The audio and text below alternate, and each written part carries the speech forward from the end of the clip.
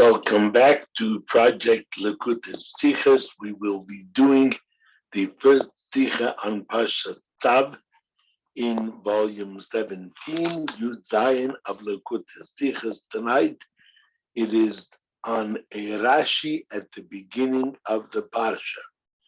It is actually not on one piece of Rashi, but it is the comparison of several pieces where we see that Rashi comments on some and does not comment on others, even though they are the same word which Rashi comments here, yet he doesn't comment there. The Rebbe will analyze why. The Rebbe begins by saying that in the very beginning of our Parsha, the Torah tells us about 5 types of korbanos, 5 categories: the burnt offering, the animal, which is the burnt offering, the flour offering, the sin offering, which is the chatos, the guilt offering, the oshom, and the shlomim, the peace, goodwill offering. Concerning each of these categories, the Torah begins with the words Zois Toras. These are the laws of etc. The simple meaning of Zois Toras, these are the laws, is that although each of the 5 korbanos have been discussed in the previous parshas Vayikra, nevertheless, in each case, details are added in this parsha, and as a result of those details, it is justified to say these are the laws of. But in the Medrash Halacha on Vayikra, which is called Toras Koyanim, likewise in the Gemara, we derive from the word Zois Toras Ha'olah, the first one. This is the law of the burnt offering. We derive that it's one Torah for all burnt offerings. What applies to some of them that we know about also applies to the rest which we wouldn't know about. So, for example, the din that if something went wrong with a korban, a type of psul, a disqualification or a tumah that happened in the Beis Hamikdash, which would only disqualify the korban in the kodesh once it's already holy, sanctified. Then, if it goes up to the mizbeach, it shouldn't have been taken up to the mizbeach, but if it was taken up to the mizbeach, it is not discarded; it stays there. So, just like the properly qualified korbanos, oilo, they're taken up to the mizbeach and they're not taken down, so too categories of disqualified animals, disqualified for various reasons, as I said, disqualifications which would only disqualify them once they were made holy. So if they are an oilo, if they are already an oilo, a sanctified animal, sanctified as the burnt offering, in olu lo yedu, if they were taken up, they should not be brought down. This is derived from the word Zois Toras. This is the law of, that it applies across the board to korbanos which you would not expect the law of to apply to, namely korbanos which have become postal and disqualified. Nevertheless, the law applies that they do not come down from the mizbeach.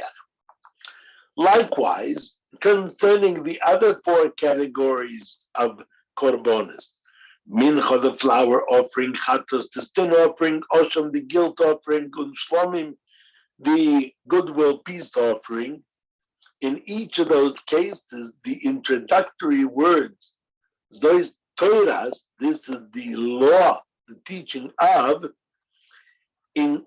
adds in each case another kind of korban, which were it not for those words, it would not be included among the other korbanos of that type with respect to a certain din. As the Torah's Kohanim spells out, what do we learn from Torah's Hamincha, the law of the flour offering? There's one law for all flour offerings, namely that they require oil to be placed on them and frankincense to be sprinkled on them. The frankincense was a type of aromatic resin from certain trees, which was hardened and burnt and then made into a powder. It had a strong aromatic smell. It was also included in the ketores to the incense.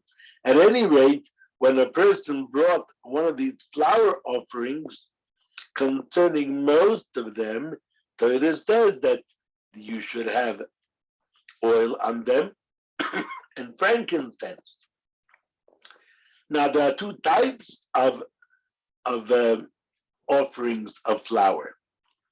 Some are completely burnt on the Mizbeach. Others, only a koimit, a fingerful of flour from the offering was burnt on the Mizbeach. The rest was eaten by the Kohanim. So now, when the Torah tells us that you should put oil and frankincense on the mincha, I would have understood that that applies to those korbanos mincha which are eaten by the kohanim. What about those that are not, but which are completely burnt? So therefore, those Torah teaches us that there's a uniform law for all of them, that they all require the oil and frankincense.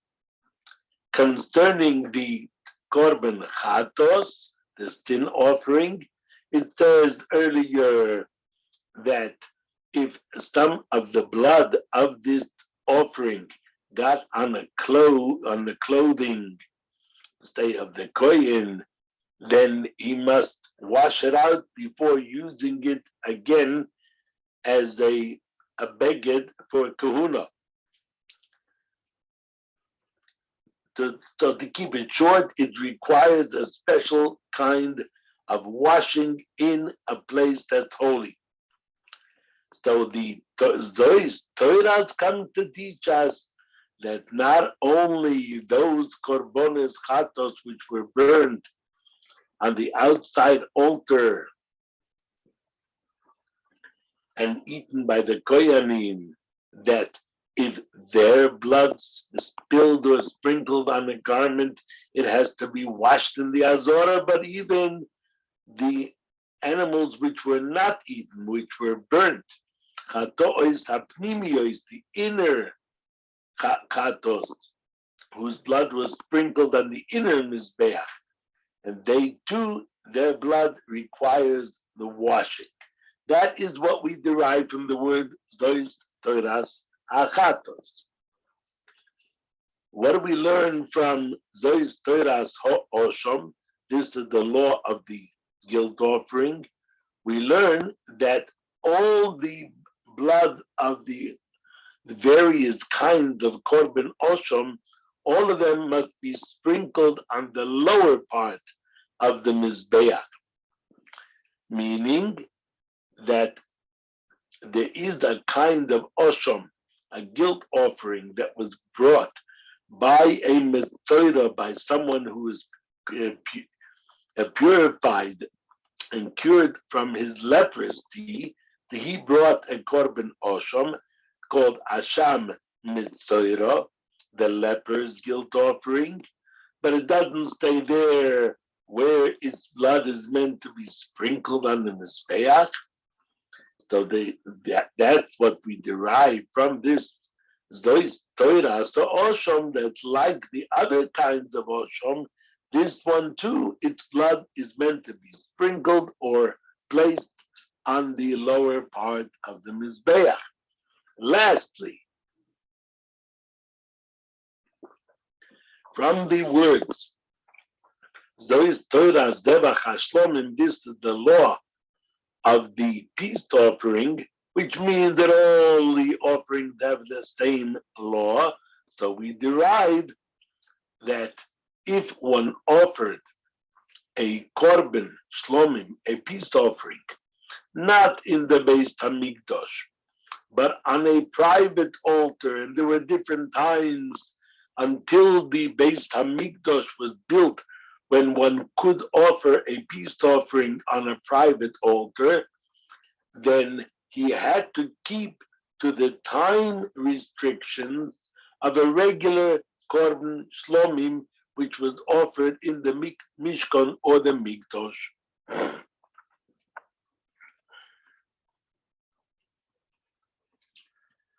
That's what we learned from this fifth Zois Torah. So let's run through it quickly again.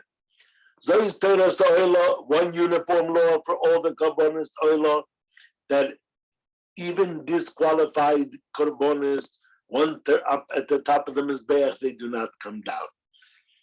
The second, Zois Torah Tamincho, what do we learn from the uniform law of the flour offering? That they, all of them, even the ones that are completely burnt, require oil and frankincense.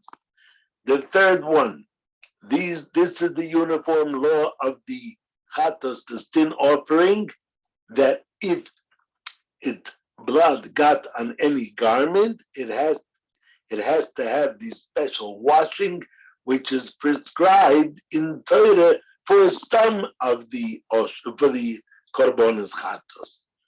Fourthly, this is the uniform law of the guilt offering to teach us where the blood of the guilt offering, which was not specified in Torah where it should be placed, it must be placed like those which are specified in Torah, that they are placed at the bottom of the Mizbeach.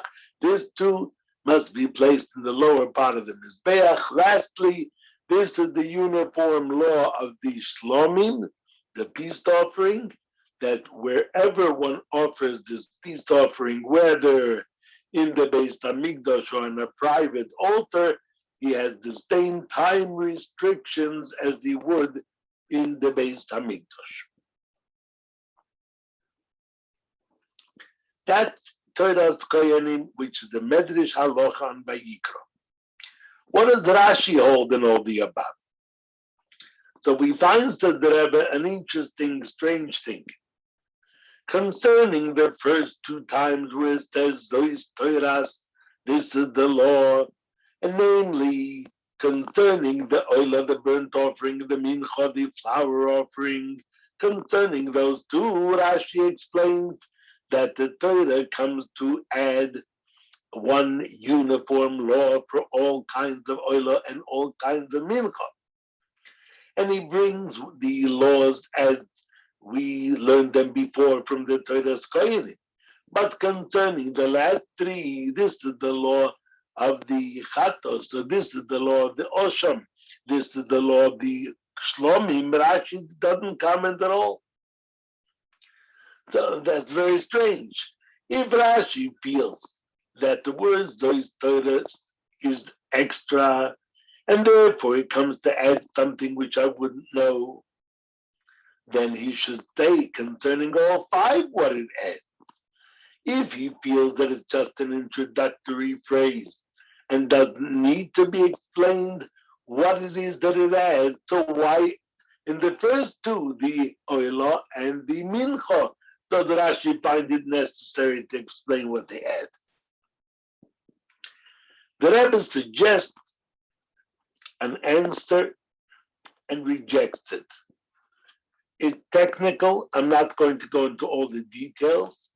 Just the gist of it is that perhaps Rashi assumes that whenever it says those Torahs, it does in fact come to include something which I wouldn't know otherwise, as in fact Rashi says in the first time that he comments, Kol Torah, whenever it uses the expression, this is the Torah, it comes to include, to add something, and it means that there's one uniform law for everything in this category. So Rashi doesn't need to tell us in each and every case, Chatos, Oshom, Shlomim, what it comes to add. He relies on the student that he'll work out what it is that we need to know. But the reason Rashi, after telling us in the first time it comes up, namely Oilo, that those Torahs add something, he wouldn't have to add even the second one either. Why does he add the second one? Because in the Gemara there's another din which is derived from those Torahs Mincha. The Rebbe goes into it, but I'm going to leave it out. Rashi doesn't hold, according to Pshat, the simple meaning of the pasuk, that those Torahs comes to add what the Gemara suggests. Therefore, he brings the other limud that all korbanos mincha require oil and frankincense, even those which are going to be completely burnt. But the Rebbe is not happy with that explanation because, first of all, the law which Rashi is excluding, the one that the Gemara says, which Rashi does not feel is the correct one that Torah means to add.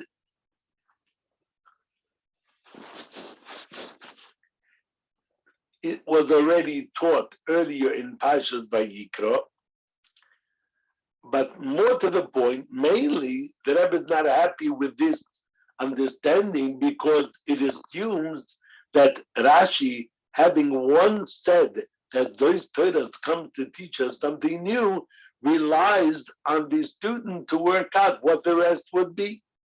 Really?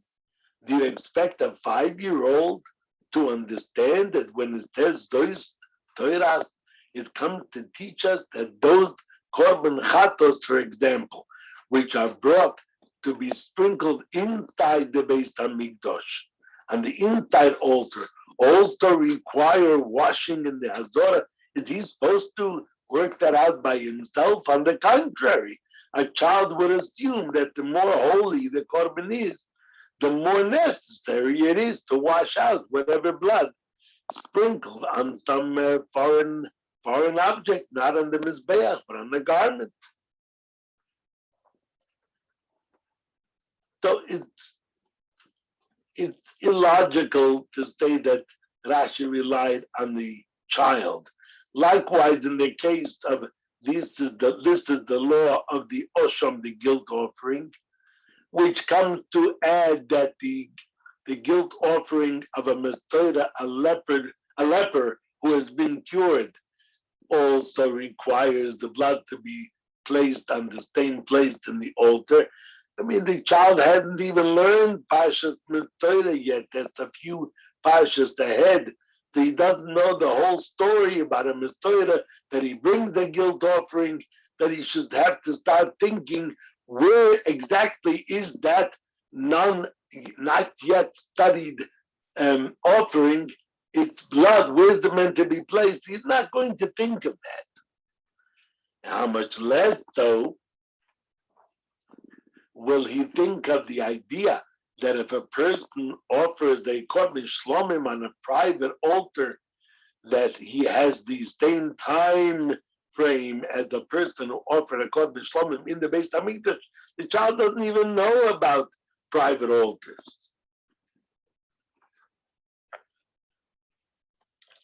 So the Rebbe explains as follows. According to Pshat,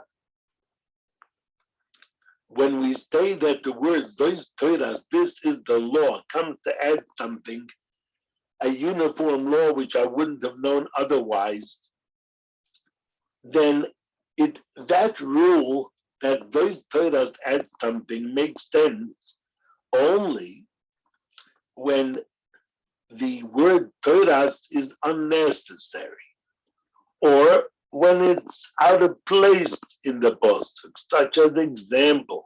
For example, those Torahs to Oila, this is the law of the Oila. We already learned the dinim of the Oila in the previous parshas Vayikra. So why would you start as though it was a new beginning? This is the law of the Oila, if it's just to introduce one or two details which are added in this parasha. Therefore, we must say that those Torahs come to teach us that there's one uniform law for all kinds of oila. And likewise, in the case of those Torahs, Tamincha, this is the law of the flower offering, and the Chatos, all three of them, Oila, Mincha, Chatos, have had their laws spelled out in the previous parasha. So why would the pasuk start all over again with those Torahs? Therefore, we must say that those Torahs come to tell us that there's one uniform law for all these subcategories of each category. But when it comes to those Torahs to Osham, this is the law of the guilt offering, where we don't know yet what the laws are in Parshas Vayikra. In the previous Parsha, the Torah only tells us who must bring a guilt offering, but it doesn't tell us how the guilt offering is meant to be offered. And likewise with Shlomim, where although we had the law of Korban Shlomim in the previous Parsha, but here in this parsha, it comes to add a particular kind of shlomim, which is the korban toidah, thanksgiving offering, which we have not yet learned about. So the words those Torahs, this is the law of, is not superfluous. It is in fact an introduction to things which we haven't learned yet. That's why Rashi doesn't interpret those Torahs Osham, because we haven't yet learned the laws of Osham, or those Torahs Tashlomim, we haven't yet learned the laws of the Korban Torah Shlomim. Why then does Rashi comment on the words those Torahs Tachatos, which must add something, one uniform law of Korban Chatas, and it cannot simply be understood as an introduction, because we already had the laws of the Korban Chatos taught in the previous parasha. So why doesn't Rashi say anything there? So we must say that according to the method of Pshat, the law added by the words those Torahs Tachatos are so obvious and plain that Rashi does not feel the necessity of adding them. Meaning, the next post after those Torahs Tachatos, the Torah tells us that we should slaughter the Chatos in the same place relative to the Mizbeach as we slaughter the Olah, namely the north side. Meaning that Chatos, all kinds of Korban Chatos, even the Chatos of the in charge Kohen, the Kohen HaMoshiach, and the Chatos of the congregation who erred and sinned accidentally, there the posting does not say where their blood is meant to be placed. It's meant where it's meant to be shechted, namely in the north side of the Mizbeach. So it comes to teach us that they too must be shechted in the north side of the Mizbeach. But there is one kind of chatos concerning which we would not say on our own that it must be shechted in the same place as the oilo. Which one is that? There's a kind of korban chatos called the sliding scale chatos. It's called in the Gemara korban oilo beyored. The korban which goes up and down, meaning according to a person's circumstance, that's the kind of offering of a chatos that he brings. So if a person is wealthy and he can afford an animal, then he brings the animal. A ewe. If he can't afford that, then he brings 2 pigeons. If he can't afford even that, then he brings a flower offering. Since in that kind of korban chatos, there are situations where there is no shechita. Namely, there's no shechting, a flower offering. So we see that shechita, the slaughtering, is not an important point in the korban oilo beyored. So I might think that when it comes to the shechita of a chatos generally, I would say that the shechita is not specifically important where we shechted. This korban oilo beyored, it can be shechted anywhere. That's why I need this those Torahs chatos, a uniform law for all korbanos chatos, that they must all be shechted, and the north side, of course, only those which are shechted. But those which are shechted must be shechted on the north side of the mizbeach, like an oilo. That's the way I would have learned. So that's why those Torahs chatos come to teach us about a korban oilo beyored, and Rashi doesn't even need to tell us, because that's the very next pasuk. It talks about the place where we shecht the korban chatos. So we would apply the zois Torahs to oilo to the place where the korban must be shechted. But now we're left with the question, so why does Rashi find it necessary to explain those Torahs mincha? This is the uniform law of all korbanos mincha, teaching us that even those korbanos mincha which are completely burnt also need oil and frankincense. Why doesn't Rashi rely here that we would understand it? So the idea is like this.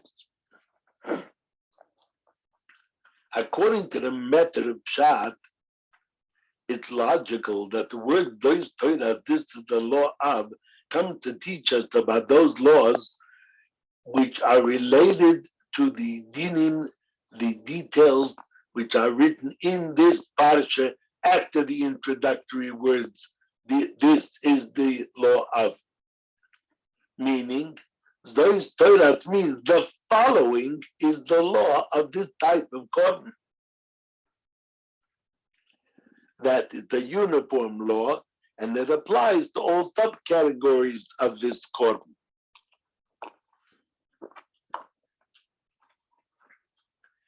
But in the case of the korban mincha, what do we learn from the words those Torahs? We learn that even the mincha of even the mincha which is totally burnt also requires oil and frankincense. Whose mincha is totally burnt? That's the mincha, the flower offering of a kohen. Now,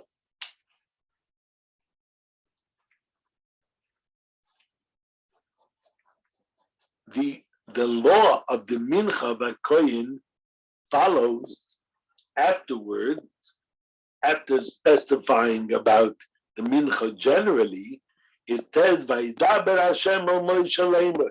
Hashem spoke to Moshe that this shall be the offering, the flower offering of the kohanim. Sounds like a new topic. Not only is there a break before you get from between those Torahs until you get to the law of the Kohen's flour offering, but there's even a break of, and Hashem spoke to Moshe saying, which makes it sound like a totally new topic. Therefore, it would be difficult to say that it includes there's those Torahs include the Kohen's offering. That's why Rashi found it necessary to spell out. Based on all the above, it comes out that when it says those Torahs, it comes to add two kinds of laws. One, a new specification in that korban. Two, additional categories or subcategories of that korban to which the law applies.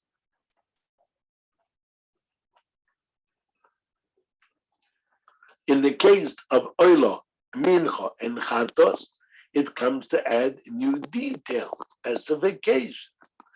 In the case of the others, the Oshom and the Shlomim, it comes to add other types of korbanos.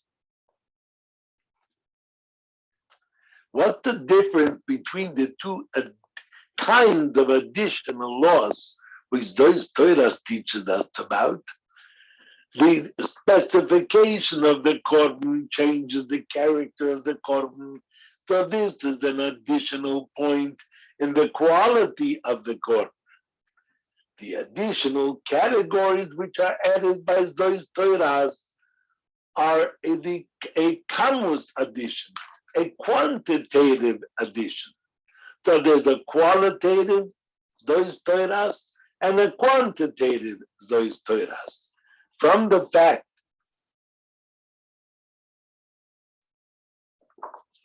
that what we learn from the Zois Torahs is not only a quantitative addition, but also a qualitative, from this we draw a lesson in our service of Hashem.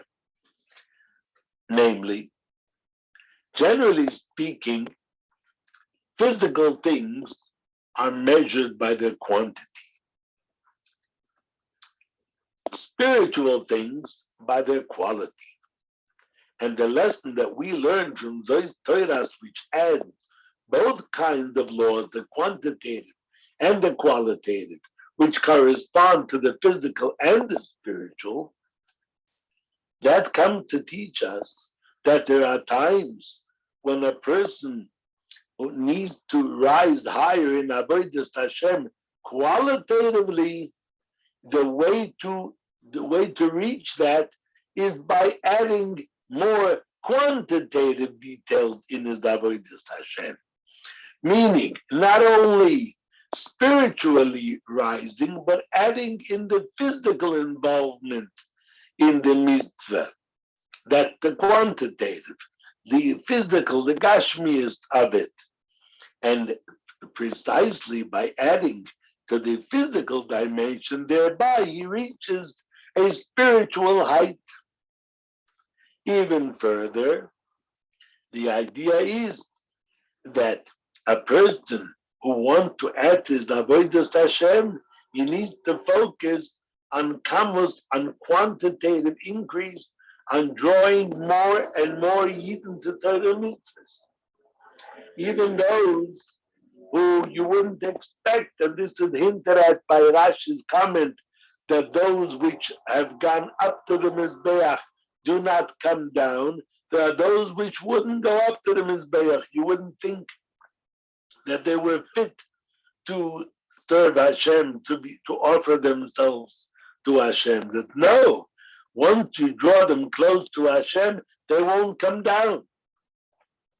In fact, by drawing them near to Hashem, both the one who draws them near and those who are drawn near, both increased in their light, in the godly light, and even the one who brings the other person to Hashem rises to a height, to a stature which he couldn't even imagine had he not done so. And to quote the rest of the pasuk, that the fire of the oilo will burn through the night till the morning, which is the remes, says the Rebbe. It alludes to the idea that the effect of being Mekarev Yidden to Hashem, to Torah, will carry us through the darkness of the night of exile all the way through till the morning of the redemption through Mashiach Tzidkenu.